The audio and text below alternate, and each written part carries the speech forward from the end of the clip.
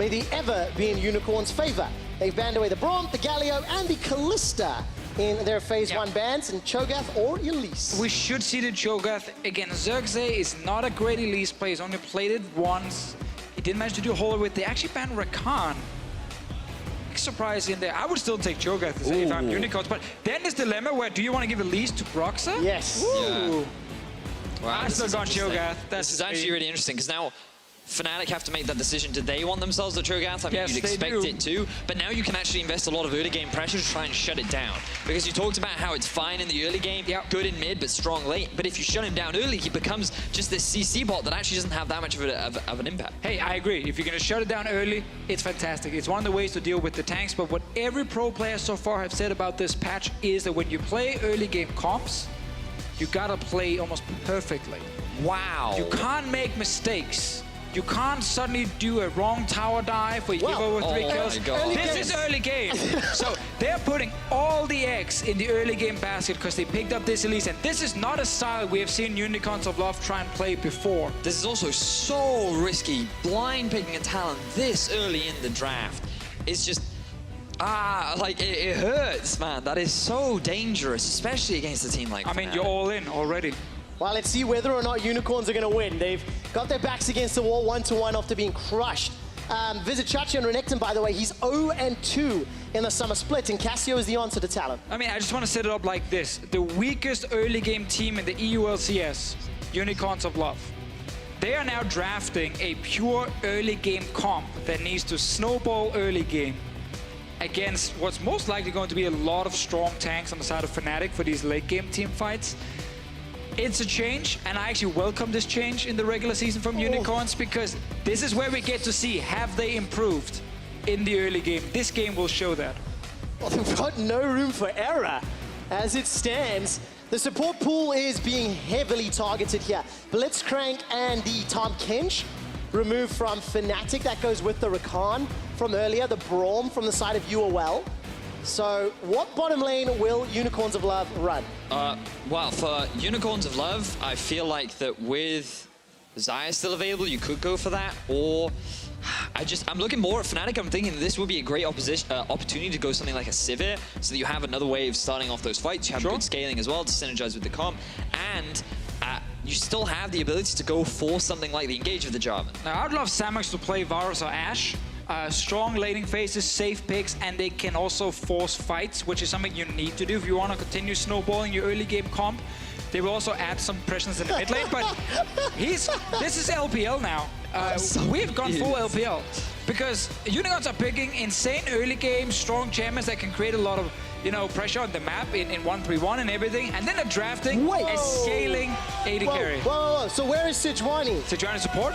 Is that a Sejuani support? Is that an Elise? No, it's got to be Sejuani support. It has to be Sejuani support. Like, I remember back in the day, was this when you were pro that it was Elise support? Like, Yeah. Elise support became meta back then, and then Riot killed it completely. That was so long. So, Deficio, I see you shaking your head. What is the... I'm just so surprised. Whoa, Rekkles is playing AShe as well. He's been playing this a lot in solo queue. When we're seeing this on the side of Unicorns. So what Unicorns wanted to do was say they need some sort of late game insurance. Okay, if a team... No. I'm sticking to Sejuani support because you need the Elise to snowball your solo laners. Yeah, and we've also seen Sejuani spot over in the NA LCS during spring, mainly played by Gate on Echo Fox. So it's definitely a thing that you can do. They said cheese. They tweeted about the cheese. They have shown the cheese. Now, can they execute it? They have late game insurance on Samux and full on early game in jungle, mid lane, top lane.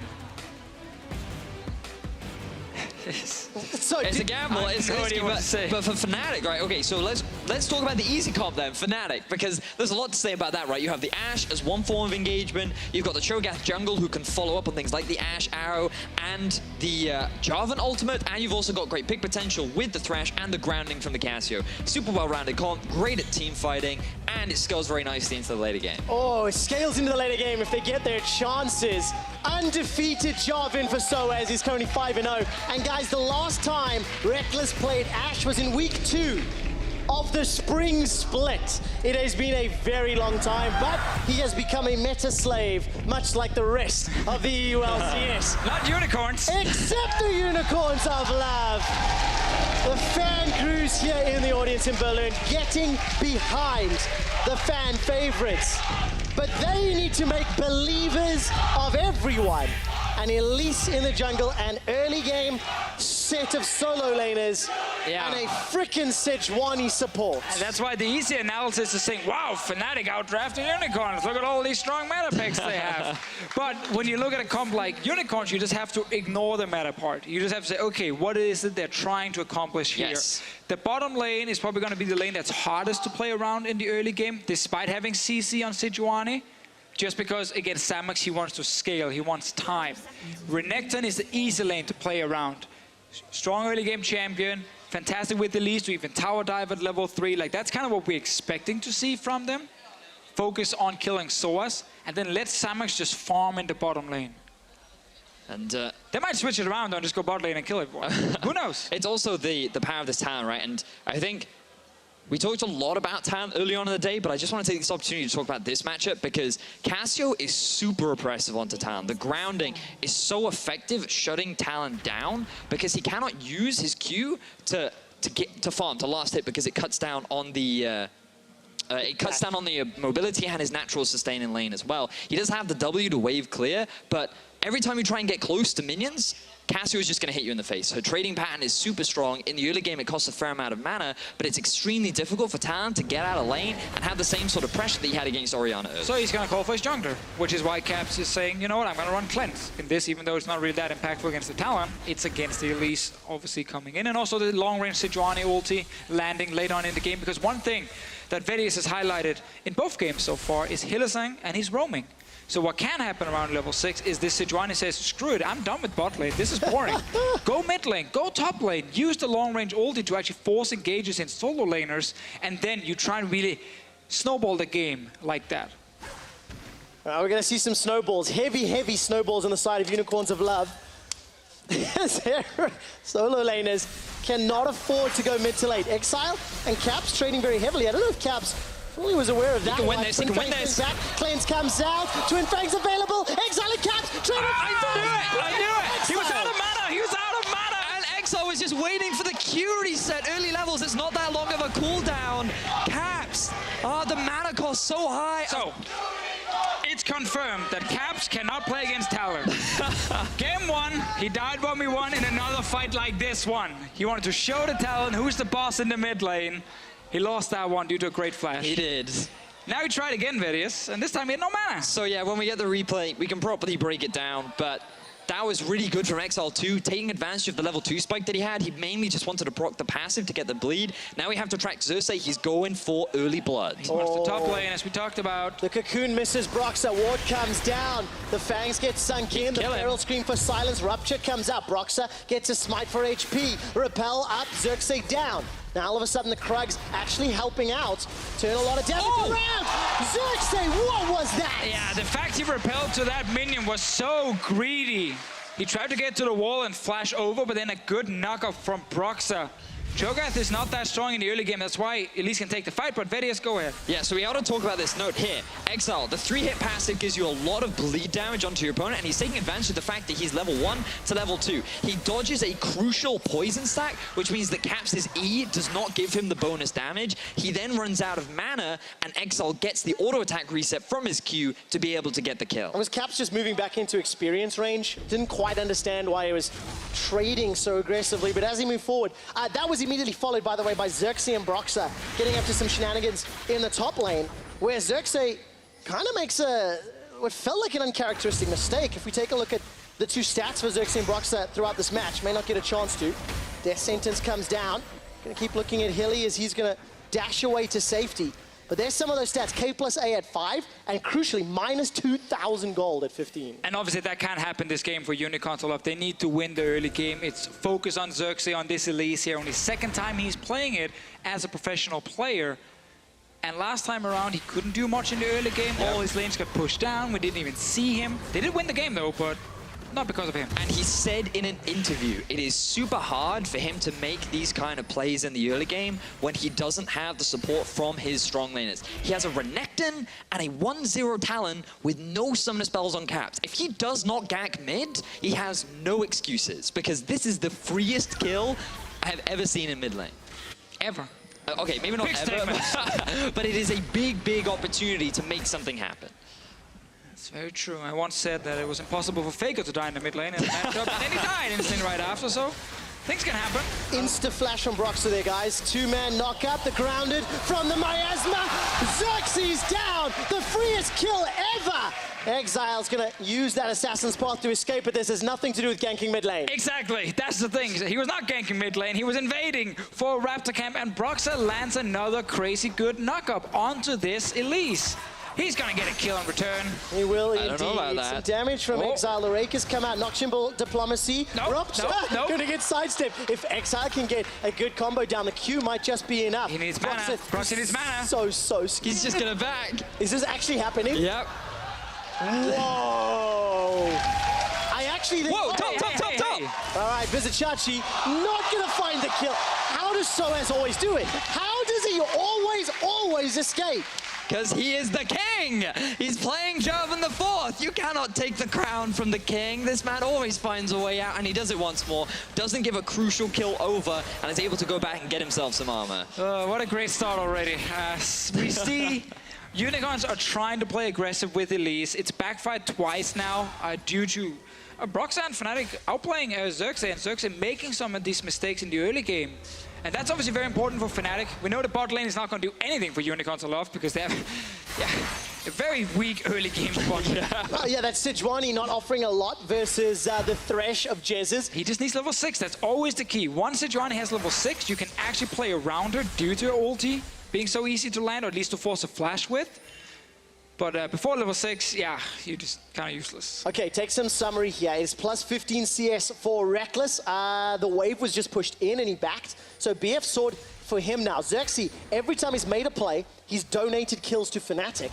And Broxah's waiting in the wings. Demacian standard, as well as the knockup onto Vizicsacsi, but no further follow-up. I want to talk about the build here from sOAZ. Obviously rushing armor against the Renekton. Bramble Vest most likely coming in as well, but that does mean Xerxe will deal a lot of damage to him, because he's going to invest heavily in just trying to shut down Vizicacsi's damage. That is at least the go-to option with that Bramble Vest, and I can talk more about it if he actually builds it. For now though, he's trying to just survive, because he knows Elise Renekton means that as a top laner, you're not going to get to play League of Legends. And I remember, this is the last time the Unicorns and Fnatic will face off against each other unless both teams make playoffs. And if Fnatic win this series, they're guaranteed playoffs.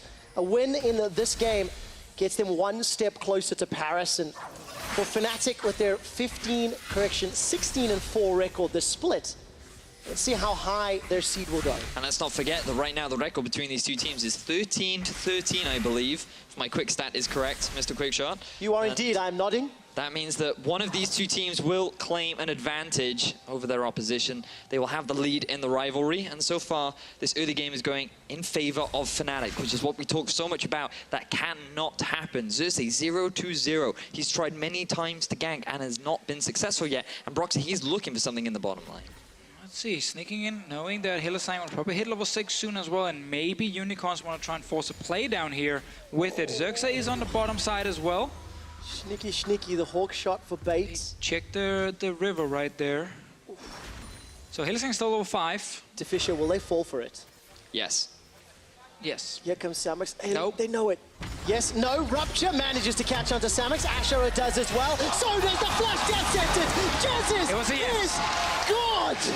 They did in fact fall for it. Really good Wait, setup. He flash hooked a guy who was stunned. He did. He flash hooked a stunned guy. I mean, I guess that's great too, but the arrow from Rekkles after Broxah landed knock-up. I overhyped that. I just got so excited for that. But it was a great setup. The chain CC makes it so difficult. That was the good part. Fnatic are punishing the only late game scaling part of UOL's comp. They are shutting down this Kog'Maw. He's already behind in farm. Now a kill is going to be handed over to Broxah, and this Kog'Maw is going to fall even further behind. Let's see there once again how Jesiz lands the insane hook. Let's highlight Broxah with the knock-up first into the arrow from Rekkles, and there you go. Such a great death sentence. Some people call him Mad Life. Game changer. Game changer. That allows Dragon number 1 to get picked up by Fnatic, a gold lead, a kill lead. Thank you, Jesiz. And the 10-minute mark, Xerxe has been unable to impact his solo laners. Well, he's actually made it harder for his solo laners by giving over kills to Fnatic solo laners. Touché. So he has technically impacted them. It's just not in the way that he had intended. Well, now Fnatic, they're swapping to the top side. They don't have the Ashe arrow, but it's coming off cooldown soon. The vision will be cleared out, and their focus will be getting on this early tower. He didn't get the ward.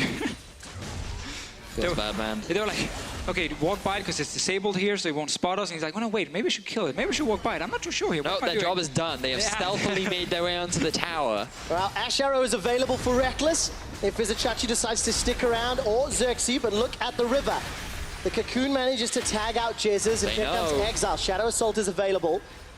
Does Exileh decide to hop over the wall? I'm looking at the map. There's no further support. The 4v4 has been split, and Tower First Blood available here to Samux. So this is something that we've talked a lot about with regards to the Unicorns and their style and their ability to react to plays. The fact that they've sent so many members top means that Samux actually gets a lot of free damage down onto this tower. He gets some free farm, he gets a bit more experience back, and Fnatic have been slowed down at being able to take this tier 1 in the top lane, so their tempo advantage has now been taken away from them. And UOL come very close to taking that first tower. Samux, yeah, but the knock-up didn't manage to connect with Samux. Samux flashes over the wall. Living Artillery comes out. Samux is running into an army of minions. Here comes Chachi. Dominus is thrown down. Flash for flash. sOAZ needs his cooldowns. Will he get the standard and the flag and drag? Not even needed. The early armor from the Bramble Vest and the Ninja Tabi, making it extremely difficult for Chachi to be able to get that kill. And I was about to say how Unicorns actually got a TP advantage from this, because sOAZ had to TP down to the bottom lane to save the tower, but then Chachi used his TP to try and go down and actually kill sOAZ during this 1v1, and obviously didn't manage to secure it. Got the flash though, and now this tower will still die bot lane. Exileh is still alive. And that was the trade that Vedius was talking about. Miasma comes down, prevents Exileh moving anywhere. Tower First Blood picked up by Fnatic. sOAZ tries to defend this tower. Gets caught by some Caustic Spittle. All that armor gets deleted. And Chachi, by the skin of his teeth, survives. So Unicorns, they get tower and a kill on Samux, and that is important. Like, a lot of what Unicorns would like to do is strong... Oh, the arrow just missed. He went back to base. But strong early game, but then lose in the mid game if they don't get a big advantage, simply due to Fnatic with the tanks in there, and of course great damage from Caps coming in. But then full late game, like we're talking 6 items, they're hoping Samux on his own can actually win them team fights. And bear in mind, the early game isn't entirely over yet. Often we consider the early game to be like, once the first item is completed, you kind of compare across the board and you evaluate who's behind and who's ahead. And right now, Unicorns of Love, they are behind as they're completing this first item. But getting this kill down onto sOAZ is a big advantage for them. sOAZ was just hoping to get that knock up onto Samux, but I think that he wasn't really in a position to kill him anyway. So I think it was just a bit of a greedy play there from sOAZ. He didn't need to commit that hard. His tower was going to go down eventually, and Fnatic had already gotten that first one in top side anyway. Oh yeah, so with Fnatic getting the first tower, they were a step ahead when it comes to recalling instantly, rushing back down to the bottom lane for another push, and that's why they're straight onto this tower here. Chachi is here to defend. Well, where's the bowler? Gets thrown out. Glacial Prison comes out. Broxah manages to find the lantern. There was no real damage to follow up. Yeah. Yes, Vizicsacsi there, but alone. And right now, Unicorns need to understand the AD carries top lane, so they can't really get any help from him. They need to just step away from this bot lane tower, and that's what they're doing. So they will lose it, but at least now Samux gets some damage top lane. But also, Xerxe is going to be able to get himself the Rift Herald. When you have a melee assassin mid, it becomes extremely difficult to siege onto these tier 1 mid lane towers. So having that objective will allow Unicorns a better setup when trying to open up the map a little bit more, especially if Kog'Maw can take this tier 1 in the top lane down. Yeah, good trade again for Unicorns of Love. Trying to get enough gold in this early game to then start getting some fights before we get into that, 25-30 minute mark where the Fnatic comp with the big tanks becomes really difficult to deal with until again we go full late game and Samux can start dealing proper damage. But that's a long time till we hit that point. So it's about still Exileh, Xerxe, and Vizicsacsi. Well, Exileh's got himself that Duskblade Drakthar. Caps decided to go Roa and Tia again. A little bit late on the armor, much like his Orianna in game 1. We'll see whether or not that comes back to hurt him at all. It's an even game at 15 minutes. 2 towers to 2, even on gold. Yeah, there's a kill and a dragon on the side of Fnatic, but it's not a game changer yet, as UOL have been able to contain further damage from Xerxe. He's not gone for risky invades.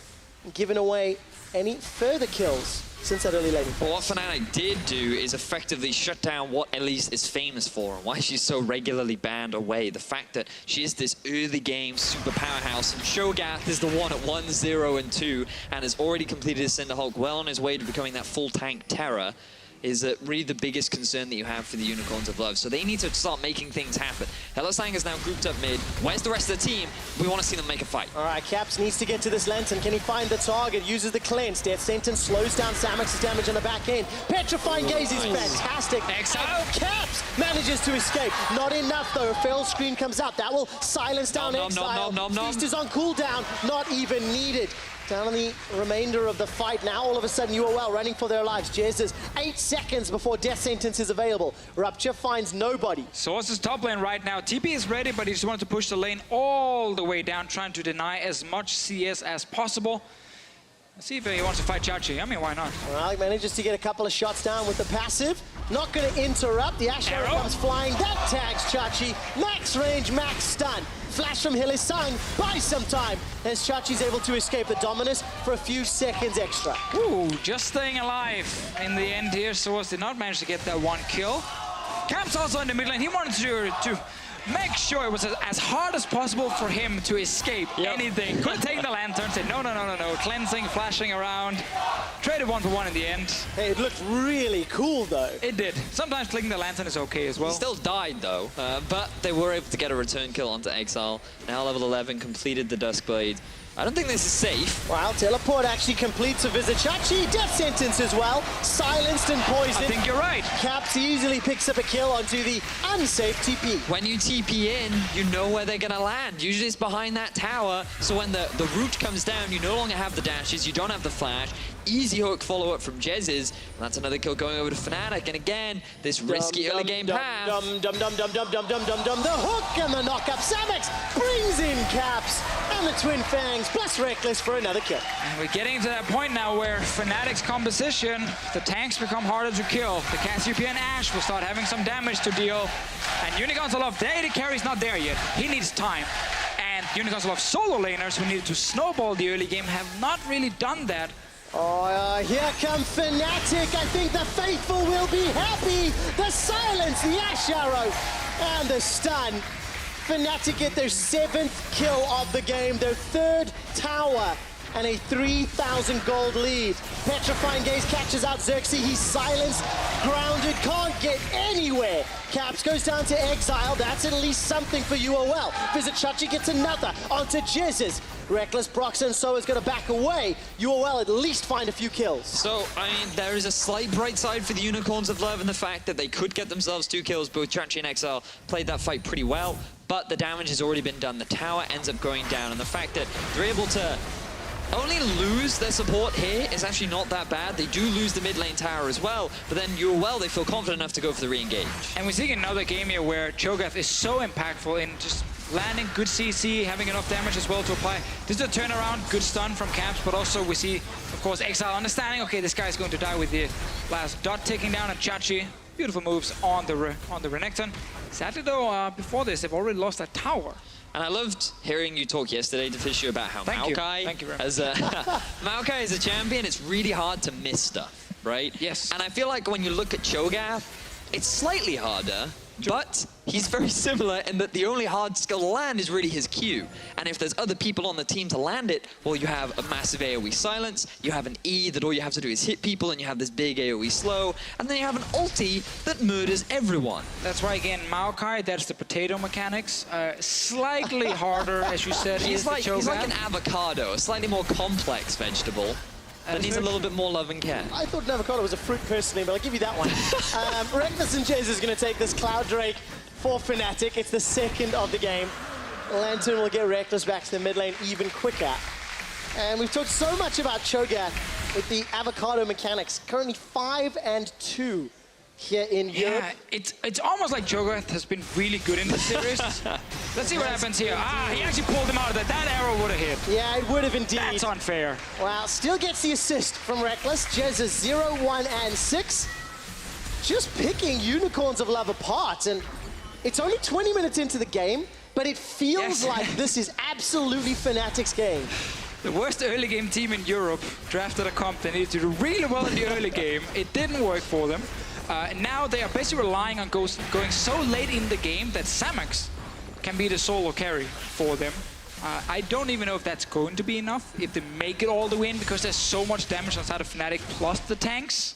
But that is really what they are relying on at the moment. Or maybe if Exileh can get that one little random kill into a potential Baron rush, but it is very hard. Let's also not forget how easy it is for Fnatic to kill Samux. He doesn't quite have the same level of peel that we saw in Game 1 from Fnatic's composition. There's only a support Sejuani on the side for the Unicorns of Love, which so far hasn't had the biggest of impacts. Yeah, very true. Conceded laning phase. Biggest positive impact. I'm learning there is a scale I need to add to the nuances.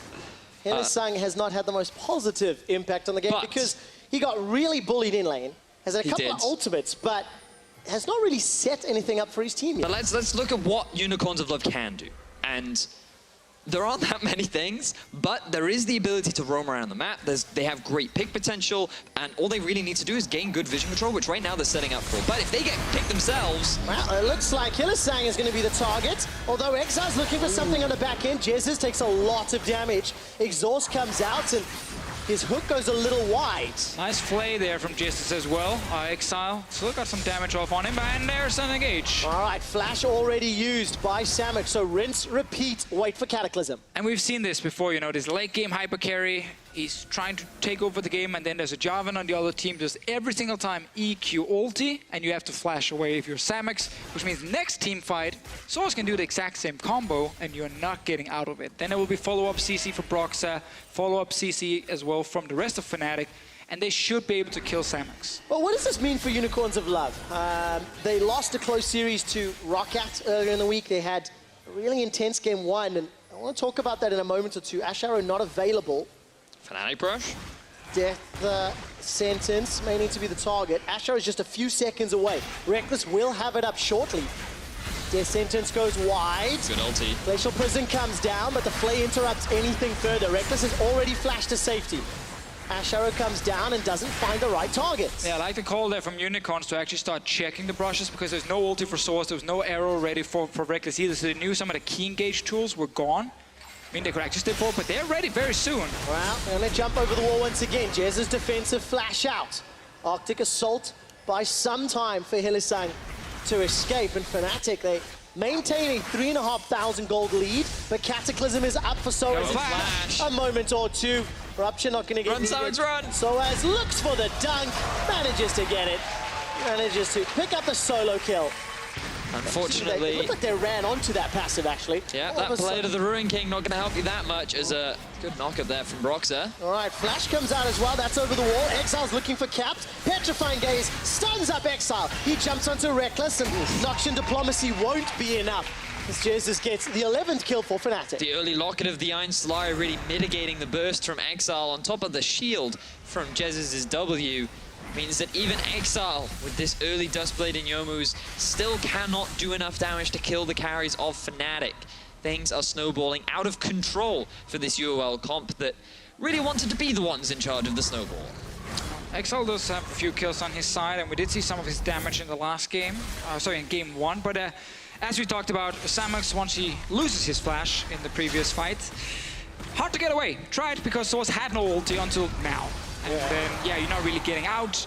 Rest of Unicorn's not in a position to kind of help him. Exileh does find the opening behind here. I think Caps actually flashes over and just ultis him almost straight away.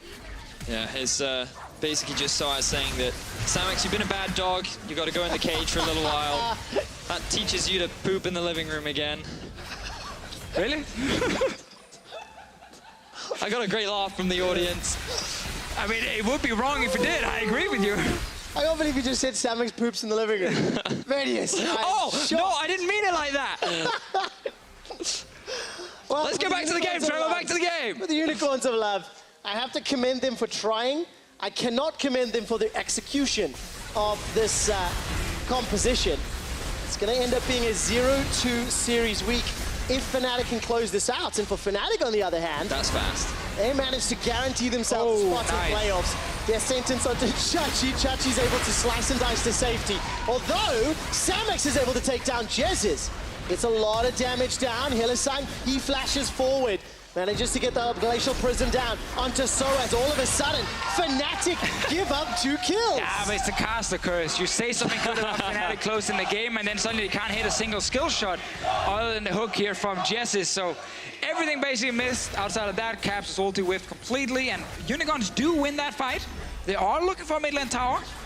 Samuel Fernandez, he is getting to that late game point. He's completed 2 items now. You can see the damage that he was doing now. UOL, they group up. They don't have that many ultis available, so they're not going to be able to force this tower down. Yeah, that zoning power of the miasma really keeping UOL at bay, and the fact they had no AD carry. So 4,000 gold lead for Fnatic. Another Cloud Drake is available here for Fnatic to take. No flash available to Hilly, but he can use that Arctic Assault, and does so. And very easily picked up for Fnatic, the 3rd Drake of the game. Thanks, Deficio.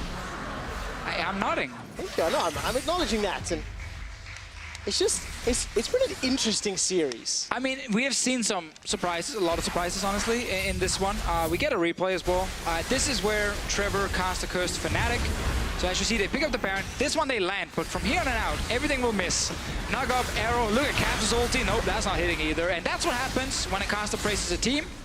This fight right here is a prime example, and Unicorns will get 2 kills. Sadly for them, they already lost that Baron, and once again, they are hoping Samux gets strong enough to try and carry some of these fights, but Fnatic won't let that happen.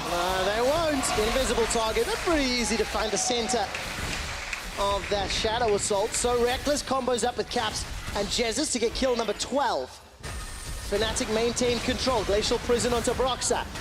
Is he gonna get down? No, because the Lantern takes him to safety. Well, it's quite hilarious watching a giant Cho'Gath take a tiny lantern, but he will be taken out, joining the rest of the team. They now have not about the size, moving up the top. It's how you use it. Okay.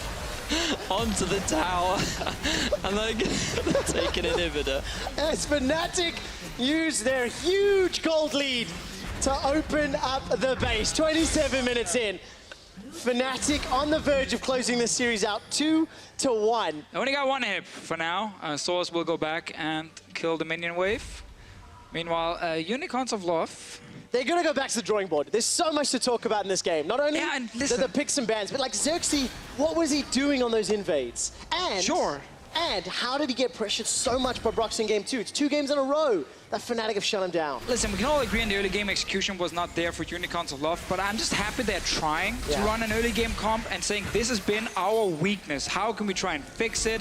You know, they're trying to show maybe they've been learning in scrims, but it's clearly not there yet, the early game. But why try it in a game 3 versus one of, if not the strongest team in Europe? Go big or go home, I guess. Like, I guess they wanted to try it. I have one theory for you. As it stands, Unicorns of Love 6 series wins and 1 series Fight, Trevor, fight! Well, not yet. So if UOL lose this and they go 6-2 after week 7, they have time. They're 2 series ahead of the next team in their group, and UOL extremely likely to get 1st or 2nd seed in their group. So figure out some of those things on stage, you know, right? They still got Splice behind them right now, and they did get a 2-0. They're playing tomorrow as well against Misfits. If they can win that one, suddenly Splice are pretty close, but let's see, Renekton. Well, he's already taken down. I think Broxah got that with the Feast as well.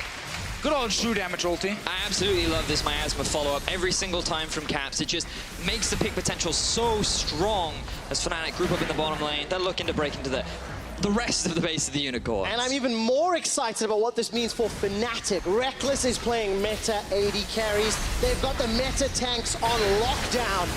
And take a look at that. Hylissang's locked down as well. Shadow Assault comes up. Exileh instantly gets shut down. He takes Rekkles with him. That will not be another deathless game for Rekkles, but it's a triple kill for Caps, and Fnatic are pouring into the base. The Nexus turrets are the focus, and there is no Unicorns left to defend. Fnatic 4 men strong. Stand and do a bit of a dance under the fountain, letting the super minions do the work for them. Shut down Vizicsacsi one last time. And Fnatic are 1 step closer to Paris. They're going to playoffs. I think we saw here in game 2 and game 3 that once Fnatic figured out that drafting the stronger team fighting comp the comp that could go towards the mid lane and force these 5-on-5 engages, well, they didn't really have a lot of issues dealing with the Unicorns of Love. I agree.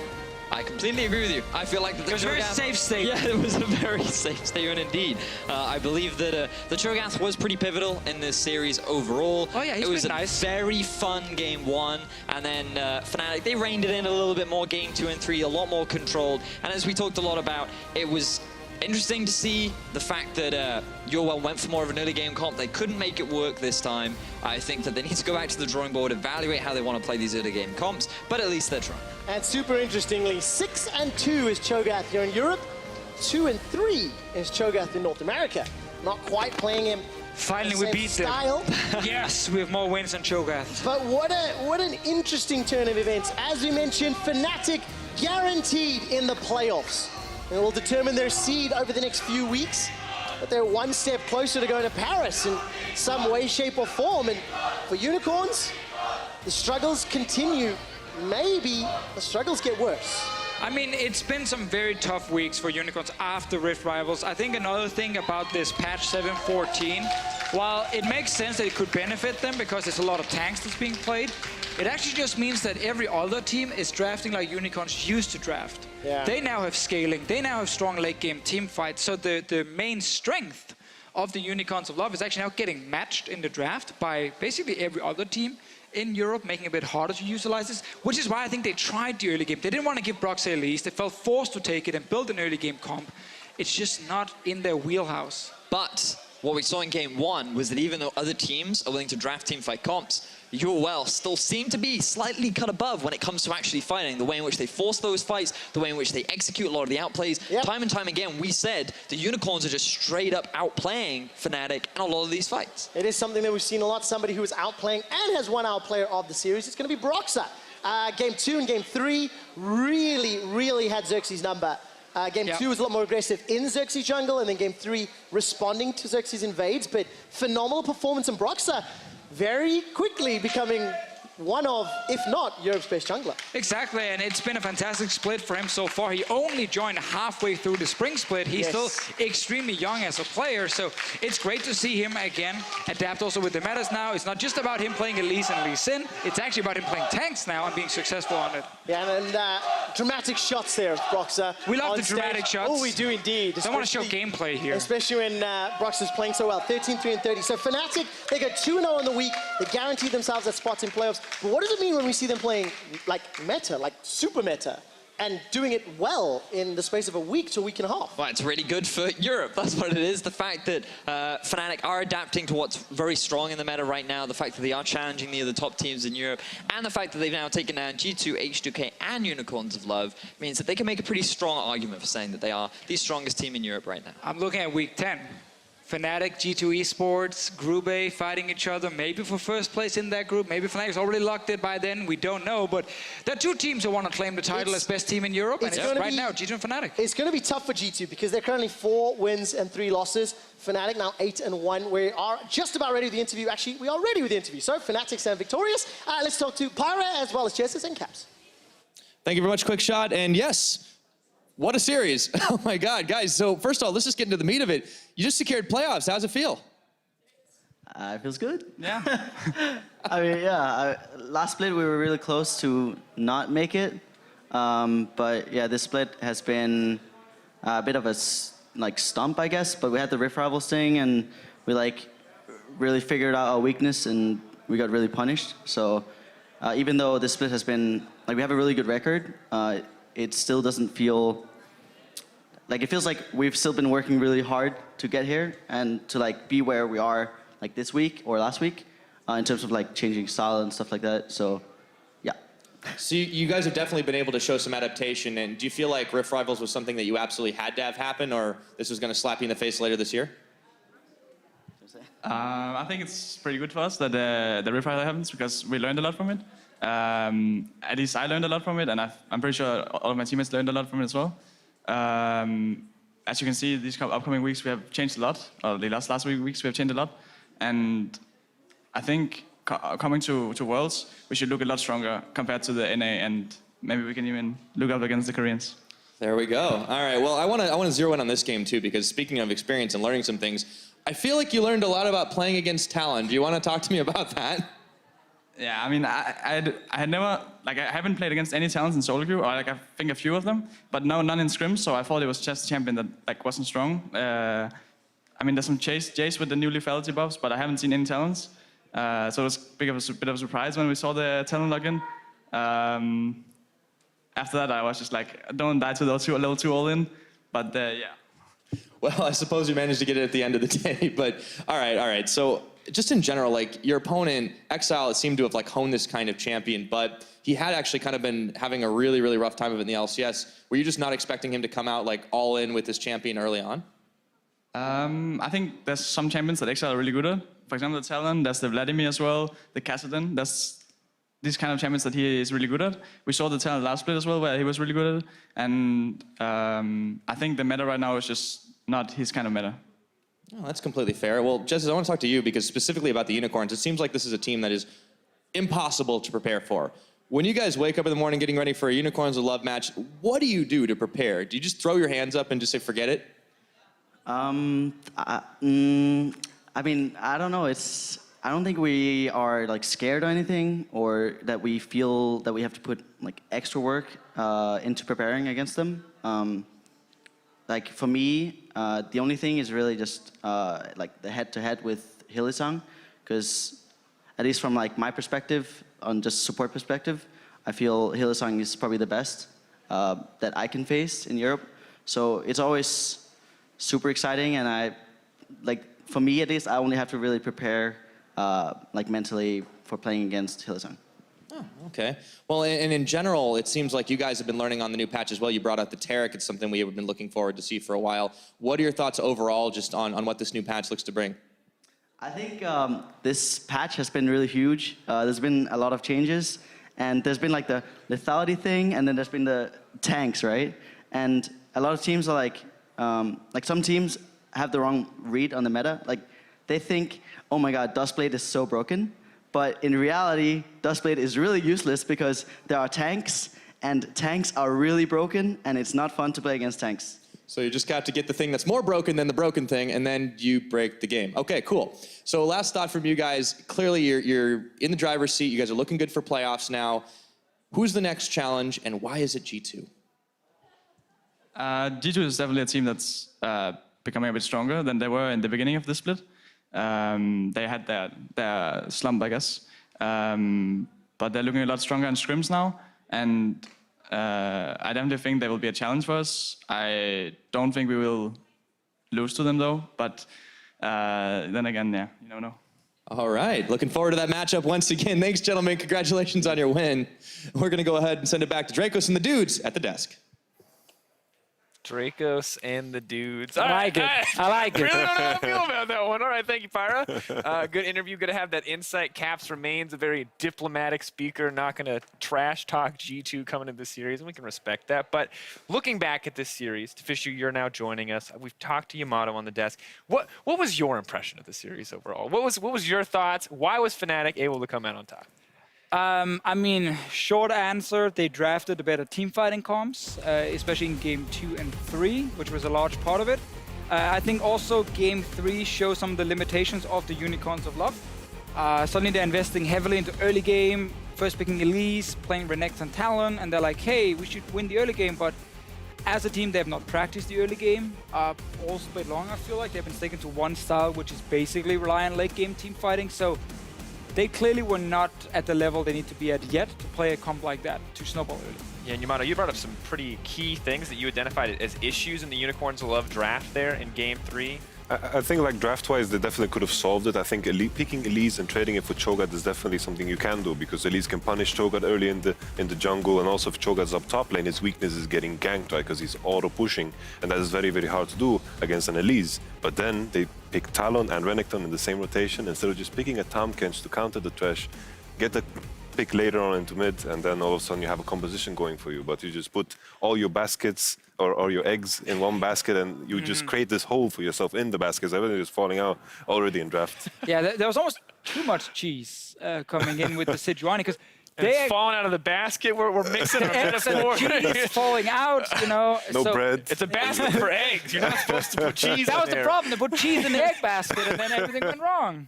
See? Don't do that at home, kids. On the other hand, Fnatic, I feel like, have consistently looked like a top team in the EU LCS. I think we took that away from them just a little bit when we saw EU fail so decidedly. We were mad, man. Rift Rivals, we were definitely bad. Fnatic has noted this as like a chance to improve. I think all of Europe has. And now, is it safe to say, looking at today's performance, that Fnatic are the strongest team in Europe right now from what we've seen? I think for sure. I think the matchup between G2 and Fnatic will be very interesting because I think G2, macro-wise, are the type of team that can play the slow game properly. They won't take those fights that UOL will take all the time. They will be able to play a slower game. And I think looking at that matchup, the game will look just completely different than a game like this, where it's just chaos style, as people like to call it. Right? I think also, now you mentioned Rift Rivals, I was kind of looking at both Unicorns and Fnatic as the two teams who had to change style a little bit to improve a lot, where G2 was more like just get much better, because you're actually playing like the meta, you're just really bad at it at the moment. But we see Fnatic successfully change. They're playing their utility AD carries now. They're not playing just pure 1-3-1 split push as we used to see, and they've been successful with it, at least the last two series we have seen. Good team fights coming in. Broxah doing really well on tanks as well in the jungle. Unicorns is a team we've not really seen their successful adaptation. They lost to Rocket, and now lost to Fnatic as well. They might need more time before they get used to not relying purely on the late game. Definitely fair. Now, earlier today, we already brought up G2 Yamada. You went up against them, you and your boys on Vitality. Did not go well. What went wrong for you guys in that series? Why do you think G2 was able to I think even in game one, I felt like G2 was the better team. I think our draft was definitely stronger in game 1 and 2, and that was very evident in the Maokai and the Cho'Gath rolling all over the place. But G2 as a team is very good at taking macro decisions. They're always at the right place at the right time. They are very good at farming very efficiently. I mentioned this earlier, looking at UOL and Fnatic. The thing that they don't do is farm efficiently when they have these compositions that scale into the game. They take fights they don't have to do. And G2, as a team, they know their win condition, they play to it, and they are willing to play a slower game.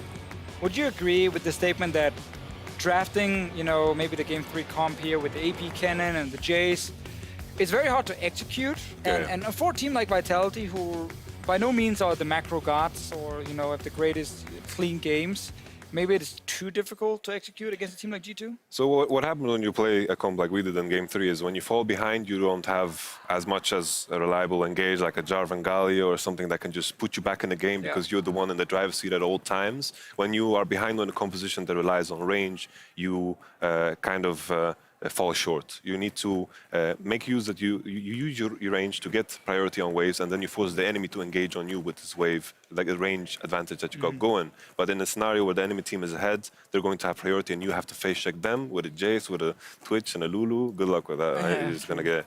It's like a meat grinder. Just get in there. Yeah, it was a little rough there. Definitely did not feel like as Steelbag at any point as a Twitch could set up anywhere, especially against these new tanks. So definitely concede the vulnerabilities in that draft if there ever is that lead. But looking at the final series today, Fnatic have now secured a spot in the summer playoffs. And as we look at the standings, I think things very different from what we saw last season to a certain degree. H2K now finally able to match Unicorns of Love, where Unicorns of Love were previously decisively ahead. And Fnatic, I think, at the start of the season, we would not have predicted them to be our #1 team in Group A. I mean, everyone looked at G2 after MSI and said, okay, surely they're going to come back to Europe, be the #1 team, but there were breaks in there. There was a slump, definitely. A lot of things they had to figure out as a team, which is why they're sitting, 6-3. But we can't take anything away from Fnatic. They've been looking very good, and when you're only losing one series so far, you deserve to sit at #1, and they have been better overall than G2 eSports as well. Definitely has been the case. Some very rough weeks for G2. I want to look back at Vitality. We talked earlier, off air about how the team seems to be meshing really well together, and we can see you guys improving on stage week to week. What is the goal for the team right now, looking out through the rest of the summer split? Looking at our group, it's very tough for us to reach playoffs. It would mean that we would have to beat everyone pretty much, and then hope for some losses here and there for Splice and maybe, I don't know, UOL or H2K if they just lose every game. It's very, very difficult, right? It's hard to imagine us winning 4 games straight up, and right now our goal is just to leave the split without having any regrets. So that means we put in the effort daily. We set daily goals. We just try to improve keeping it simple, and at the end of the split, the only thing that I want is to say, oh, we did our best, and this is the outcome, and we're fine with that. I'm just happy that in Group B, we actually still have a lot of fights for playoff spots, because while you're saying obviously you guys need to win a lot of games, like Splyce are playing tomorrow against Misfits. If that's a loss for Splyce, they're only 2 wins ahead technically. You do have a head-to-head game against them as well, so there is the chance that Vitality can still catch it, but also just then the rankings for first, second, and third. I feel like last split, very quickly, it was kind of locked in that HK or Unicorns would get first place in that group. Splyce are only 1 win behind. So again, if they are picking up the wins, they can actually challenge a slumping Unicorns of Love and maybe overtake them in the standings. Yeah, very, very different this split. Even actually slumping, it's not slumping, but HK as well, who's been losing some games here and there. And yeah, inconsistent HK is so frequently the story. So this week, gentlemen, you may have noticed, a lot of people were very excited about Lethality because they were getting stomped by it in solo queue. Turns out it's all about tanks, so we're going to talk about tanks because no one cares about Duskblade when you can't kill a 5k health Cho'Gath. So we'll look at it. These games have been insane. Cho'Gath change, obviously, I think the most notable one among a lot of these tanks, but why is the tank meta so huge? Like, what was the change in patch 7.14 that really made it so that every game we see at least 2 of these tanks? Well, that's like the funny part about it. Like 7.14, Cho'Gath got buffed, but in reality, tanks have been OP for a long time. They're like sleeper OP. We saw the Sejuani back in Korea at 7.13, and people just realized when Cho'Gath was being played that, holy moly, we can just pick a bunch of tanks and use all these items that have been buffed like chain across buffed these of like 4 patches. Righteous Glory, Gargo Stoneplay, we got Warmog's armor, it's just a buffet. As well. Yeah, Cinderhawk. Start of the split was like a lot of tank top laners, right? And then it was like, okay, Cinderhawk got buffed on 7.13, so that was even better now. Actually, there was a Stoneborn Pact. Stoneborn Pact. Stoneborn Pact that was actually changed coming into the split with 5% HP as well that you can pair with the Cinderhawk on things like Cho'Gath. And suddenly, there's a lot of ways to get junglers to be insanely tanky without having to farm for like 35 minutes into the game, because that's always been one of the problems for tank junglers is they would need like at least 1 or 2 items to really survive big team fights, and if they fell behind, they would get invaded on, they would not really do anything. It's hard to do now, so tanks just have like every reason to get picked because they counter lethality, they're already buffed by items in the jungle, in the top lane, like, yeah, it's great to be a tank at the moment. Yeah, it definitely is the case. Surprised to see this, but I think it makes sense. When Gargoyle Stoneplay Locket was first revealed, I think a lot of people were like, tanks might be something, and then the Cinderhawk buffs come in, and then you add new items and change every itemization pass so that you get health and whatever else you want in the way.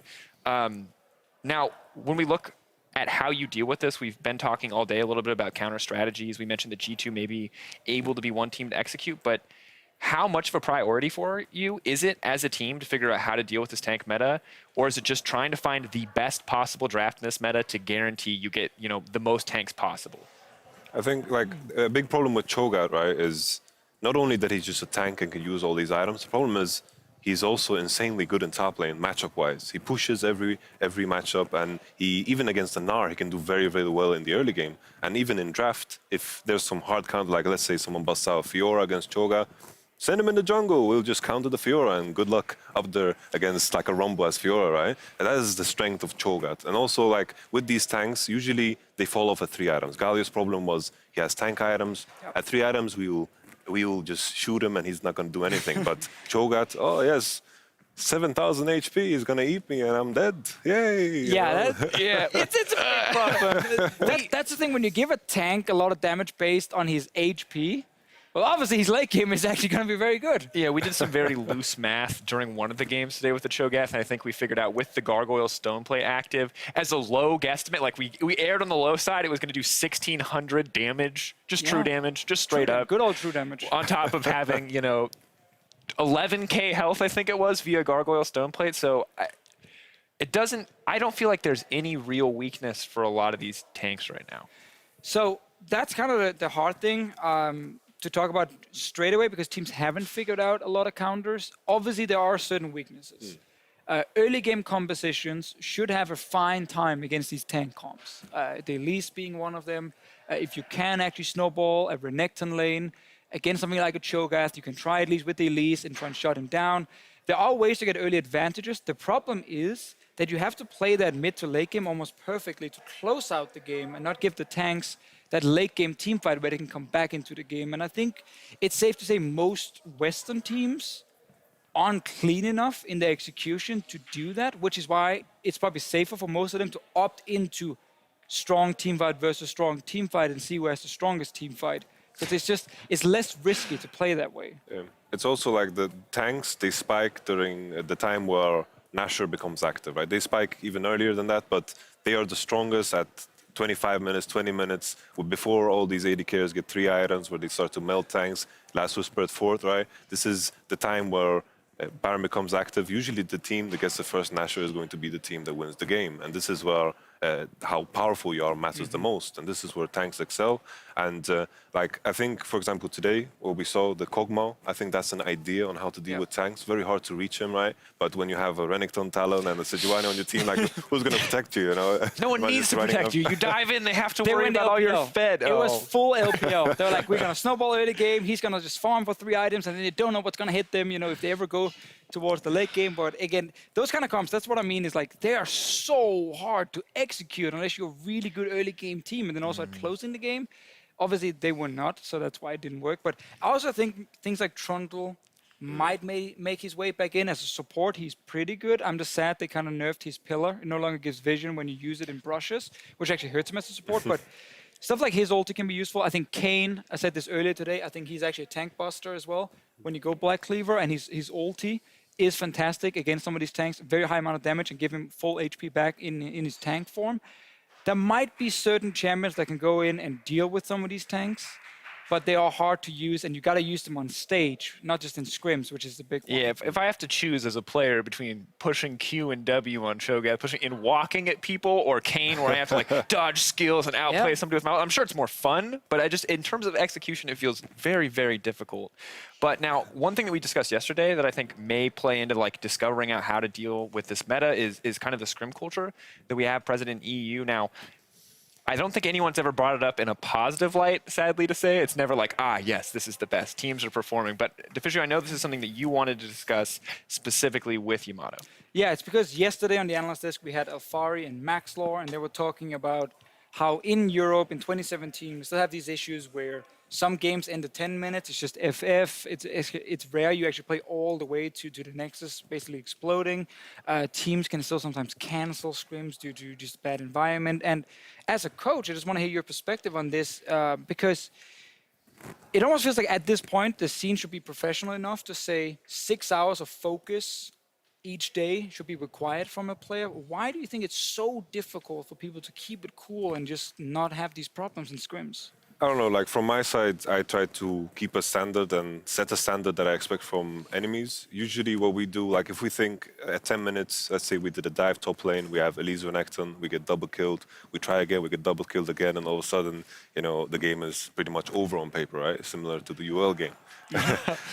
In that sense, what I try to do is extend the hand towards the enemy team. Do you want to finish this game, or do you want to pretty much FF? And that is the kind of precedent that I'm trying to set. Also with canceling, usually, it depends on who you scrim against, because there's like the scrim privilege going on. There's this thing where obviously the better teams are going to be the ones that pick who you scrim against. And the teams that I consider like A-tier scrim partners, I try to treat even better than the ones that are below us in that sense on the scrim tier list, because that's just how it works in the end. Like if we're scrimming, let's say G2, for example, then if they're 10 minutes late, we're the ones apologizing pretty much, you know. That's just how it works.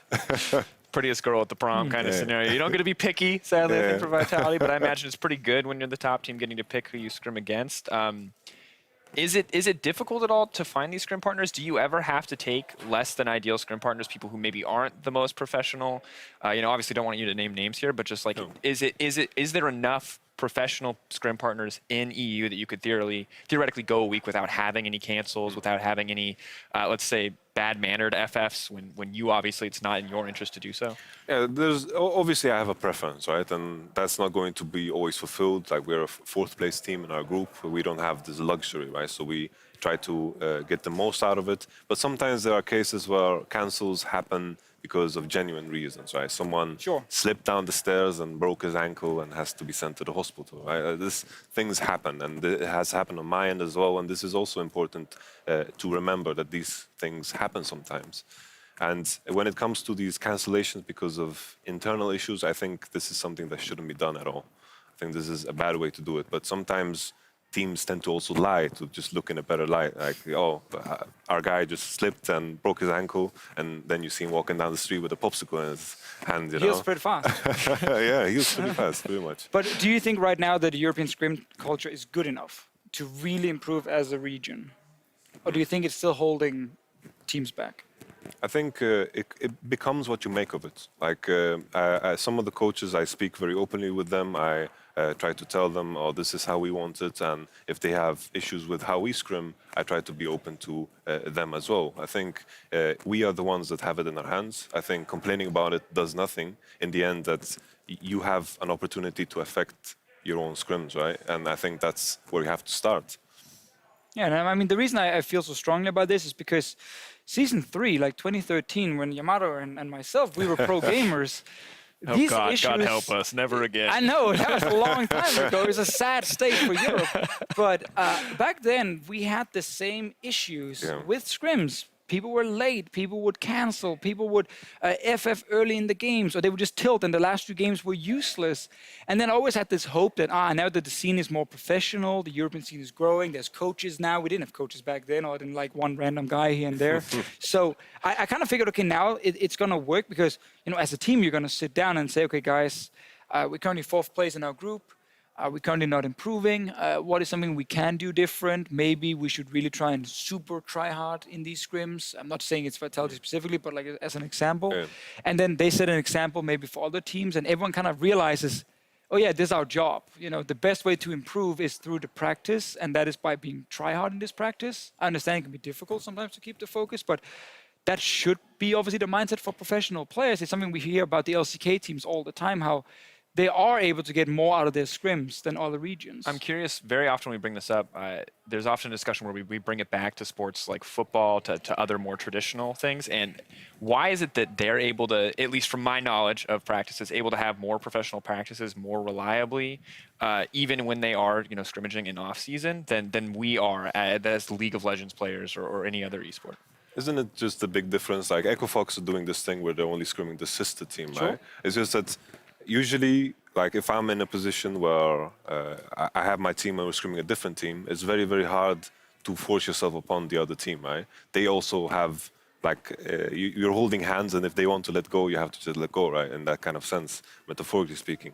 They have a responsibility too, and sometimes you can't affect that, right? And I think as we proceed, hopefully, like my imagination, like 5 years from now, I have a 10-man roster that we can just scrim within, and this is something that would be more beneficial because you can do focused, targeted training. And usually in scrims, it's just rinse and repeat, pretty much.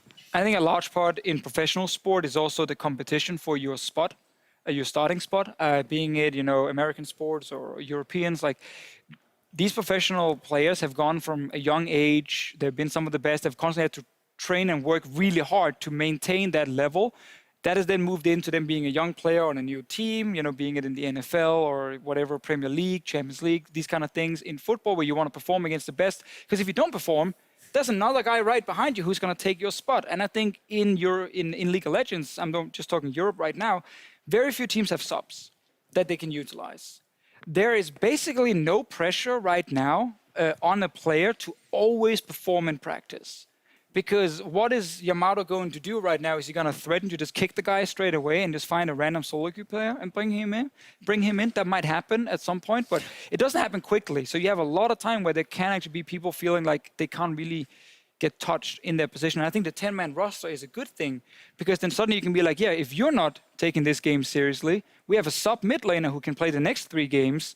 And this guy might actually take it super serious to win the starting spot. And suddenly you have way more competition. So you can actually start enforcing people to really show up in every practice game to make sure they are the starting player on that lineup. And that might be what's required. There needs to be more pressure on people to constantly perform for them to take it seriously in every single practice game.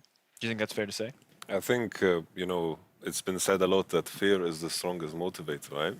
And I think it speaks a lot also in this case that if you actually care about what you have, an opportunity, and you have a bunch of people lining up behind you, then you will do everything you can to seize it. Otherwise, you just get pushed away and moved on, right?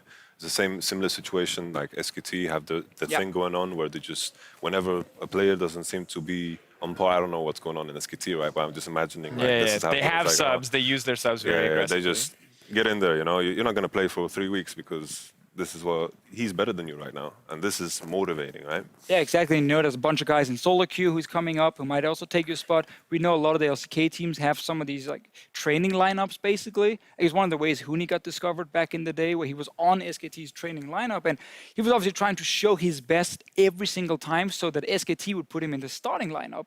That didn't happen though, but Fnatic instead ended up picking him up. He obviously came over to Europe. So, funny enough, if you try hard and you really want to win and you really want to improve, most likely you're going to succeed and you will get a starting spot then. And I think we probably need more players, we need more competition for it to really level up to the next level. I think North America is doing a little bit more. We see more subs coming in from them that can be utilized, and it might benefit them a lot in the long run. So what's the next step then for Europe? You say North America is already getting there. Is it just more structure, maybe more money coming into teams? Probably more money for more players, so they can have, you know, more people on the roster. But like right now, if let's say you can buy 5 players, Vitality, whatever team you want, is there 5 players on a list that you're like, those 5 guys, solo queue, challenger team, you have a list. Okay, so is this something that if you just had boom instantly an extra X dollars to buy 5 players, that you think that you could build this 10-man team where you could scrim against each other and start pressuring players for their roles?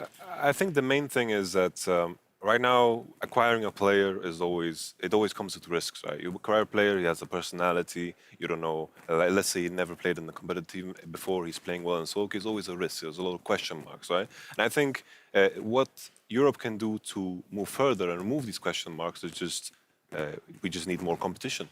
We just need more competition all over the place. And I think if you look over at North America, they have this university thing going on where they compete against each other. Players got exposed there. Like I think Zig from P1 was one of those players. And I think more competition, it clears away these question marks and you can pick up more players. Because it's the same thing in traditional sports. Like it's the youth leagues, it's young players over in colleges. They are the ones that get picked up by the big teams. Do you think the national leagues in Europe right now are good enough to kind of scout for talent? Because we've seen some players come from the national leagues into LCS. But that's definitely a good way. I think like the players, I think some of the Giants players that play in EU LCS right now are very, very impressive. And they're the ones that played in the Spanish league. I think so, at least. I'm not going to, don't quote me on this. Quote him. But definitely, like more competition clears away these question marks. And all of a sudden you will see these gems and they will be brought up and pushed up forward. But definitely also the money part is important for some of the organizations. Like it's just not feasible right now to sign 10 players, have 10 players in a massive gaming house or 2 different gaming houses, and then you have scrims with each other, and also the fact you can sub in these guys again to put more pressure on your starting players. Like that is just not possible, I think, for some of the organizations right now in Europe. And of course, that is part of why they don't do it. I think if everyone had the money and the staff to do it, they would, because it makes you a better team to have more competition in your lineup, but it comes with a cost. Definitely does. Well, this has been a fantastic conversation. I'm going to put a cap on it here, though, because we do have more EU LCS in the week, though. I hope we can keep it going in the future. Tomorrow, it's time for our final series. Misfits and Gaming and Splice are going to be facing off. It's a fight between the third-place teams across Group A and Group B. And Yamato, I'd have to guess that you're hoping for a Misfits wins here.